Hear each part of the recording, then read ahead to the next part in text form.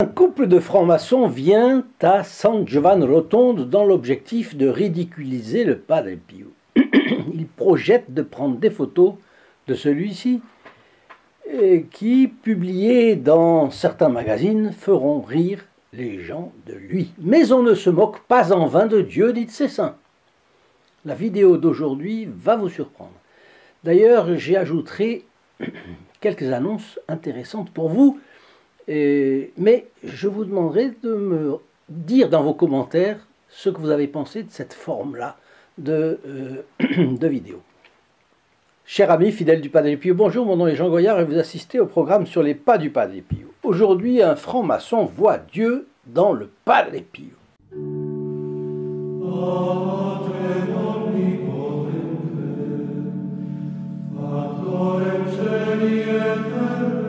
Un franc-maçon, c'est-à-dire un anti-chrétien, un anti-catholique. Il faut se rappeler que les papes ont publié des encycliques condamnant la franc-maçonnerie. Donc, quelqu'un aux antipodes du Padre Pio. Mais on dit toujours que la conversion d'un très mauvais est plus facile que celle d'un tiède. Cela tient à deux choses. D'abord à quelque chose de naturel. Le très mauvais est un passionné. S'il lui reste de l'honnêteté et moyennant la grâce, bien entendu, il peut faire volte-face avec passion. D'autre part, s'il est passionné, c'est qu'il est l'opposé de la tiédeur. Et la tiédeur, vous savez que c'est le plus grand obstacle à la pénétration de l'Évangile dans une âme. L'Évangile nous dit à un certain passage, si encore ils étaient chauds ou froids, mais ils sont tièdes, et Dieu vomira les tièdes de sa bouche.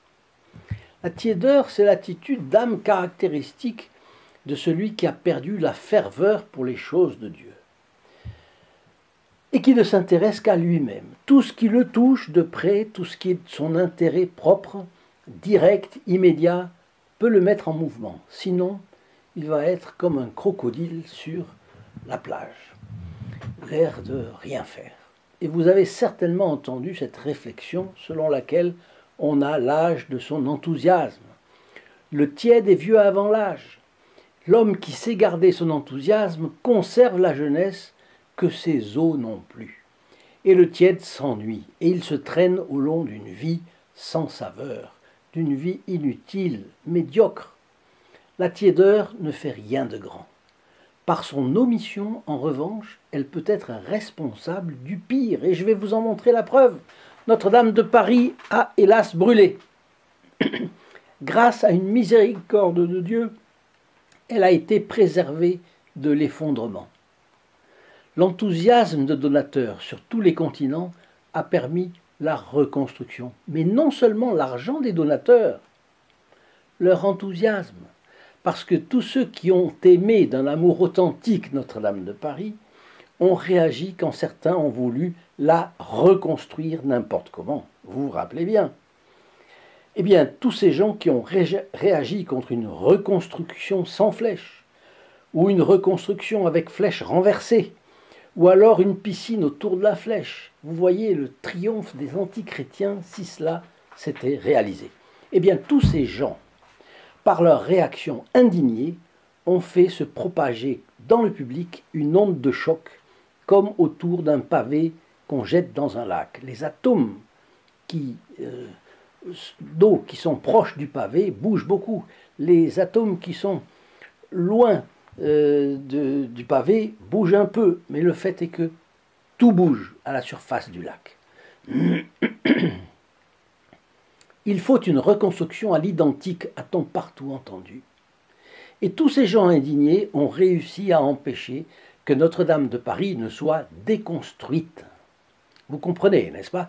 Elle aurait été reconstruite, déconstruite, c'est-à-dire défigurée, démédiévalisée, mise au goût du XXIe siècle décadent. Le péché de modernisme aurait produit contre la cathédrale ce que l'incendie n'avait pas réussi à faire. Je crois que je vous ai fait sentir la différence donc entre l'âme tiède et l'âme enthousiaste. Eh bien, les grands missionnaires du XIXe siècle ont été soutenus par tout un groupe énorme de fidèles fervents qui restaient dans leur pays, mais qui priaient pour eux, qui participaient en esprit à leur sacrifice quotidien. et les tièdes, de leur côté, ne se sont pas unis d'intention avec les missions. Ils ont manqué une énorme occasion de faire du bien, même s'ils restaient chez eux, même s'ils ne se prononçaient pas le fait de vibrer, de s'intéresser, d'aimer les missionnaires. Cela répercute dans le ciel. Dieu se complaît avec cela. Sainte Thérèse de l'Enfant Jésus, au contraire, vibrait pour les missionnaires. D'un côté, ses prières pures et méritantes obtenaient des aides supplémentaires de Dieu pour les missions. D'un autre côté, Sainte Thérèse acquérait des mérites immenses pour elle, tant c'est la participation d'amour qui transforme en diamant ce qui est une prière en apparence inutile. Restée dans son couvent, Sainte Thérèse a eu à la fois tous les mérites des prêtres, des missionnaires, des croisés de la foi qu'elle rêvait d'être. Disons aujourd'hui que vous qui m'écoutez et qui justement n'êtes pas tiède, vous qui êtes un fervent du Padre Pio, vous avez une occasion en or de vous associer à sa vie. Dans la mesure où vous vous abonnez, où vous priez pour que le bon capucin soit toujours plus connu et que vous partagez ses messages, que vous ajoutez vos commentaires aux vidéos, dans la mesure où vous faites reculer l'indifférence dans votre pays, eh bien vous préparez la rencontre de plein d'âmes avec le Padre Pio. Et en venant me retrouver ici en bas, dans la description de cette vidéo, sous le lien www.st-padre-pio.fr, vous verrez ce que font les protégés du Padre Pio, ce que le Padre Pio prend spécialement sous sa protection, parce qu'ils joignent le geste à la parole. Ils ne se contentent pas de dire merci au Padre Pio. Non, ils veulent faire un peu plus pour lui. Ils veulent participer, donner un peu d'eux-mêmes. Les pèlerins, alors, de San Giovanni Rotondo affluaient à raison de dizaines de milliers par an dans les années 50, centaines de milliers par an dans les années 60.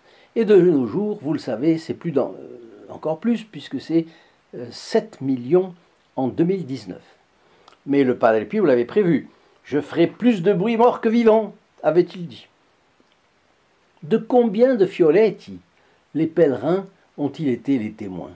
Combien y a-t-il eu de miracles avérés? Personne ne sait, parce qu'ils ont été très nombreux et qu'ils n'ont pas été répertoriés. Nous le saurons au jugement dernier, parce que toutes les choses inconnues des hommes seront alors révélées, les bonnes comme les mauvaises. En tout cas, notre bon capucin, donné par vocation à la prière et à la souffrance, passait le plus clair de son temps à son confessionnal et à l'autel, où il célébrait la Sainte Messe. C'était sa vie. Il la menait avec ordre, régularité, résignation, sérénité, harmonie et héroïsme. Il vivait dans le couvent des frères mineurs capucins, passait plus de 15 heures par jour à confesser, et dans toutes ses occupations, le Padre Pio opérait les transformations intérieures par dizaines ou par centaines de milliers. Qu'en était-il lorsque des sceptiques voulaient le voir pour se moquer de lui? Un franc-maçon arrive donc un jour avec sa femme au couvent de Santa Maria delle Grazie pour photographier le Padre Pio. C'est pour le dénigrer ensuite par le biais de la presse, pour les mettre dans des magazines. Quel genre de magazine ça allait être? Eh bien, ce maçon-là prend plusieurs photos et rentre chez lui. Et lorsqu'il fait révéler les négatifs des photos, il est absolument abasourdi. Qu'est-ce qu'il voit sur ces photos? À votre avis? Sur une des photos, il voit le visage du Padre Pio, car c'est bien lui. Mais sa tête apparaît couronnée d'épines. Couronnée d'épines, et quelques gouttes de sang coulent même sur son visage, comme le Christ dans sa douloureuse passion. Je vais demander à ce qu'on vous mette justement la photo miraculeuse en question. J'espère que vous allez pouvoir la voir dans la vidéo. Alors continuons le récit sur ce qui s'est produit ensuite, parce que c'est pas fini. Mais c'est une chose sur laquelle il faut insister. Parfois nous croyons sans croire.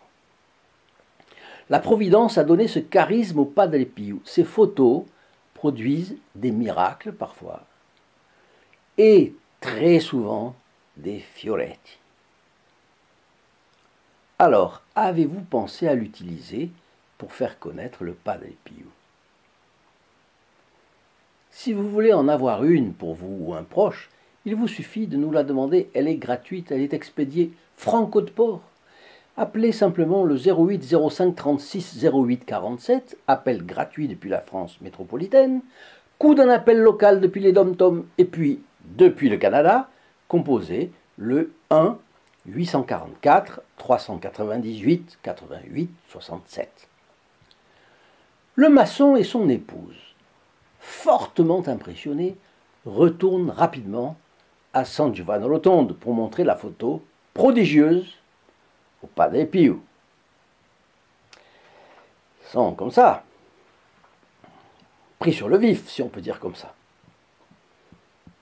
Avec la manière paisible dont il était coutumier, le Padre Pio les accueille avec une petite phrase, avant même qu'ils ne s'adressent à lui. « Ah, c'est vous les francs-maçons qui m'avez planté les épines qui me percent la tête ?»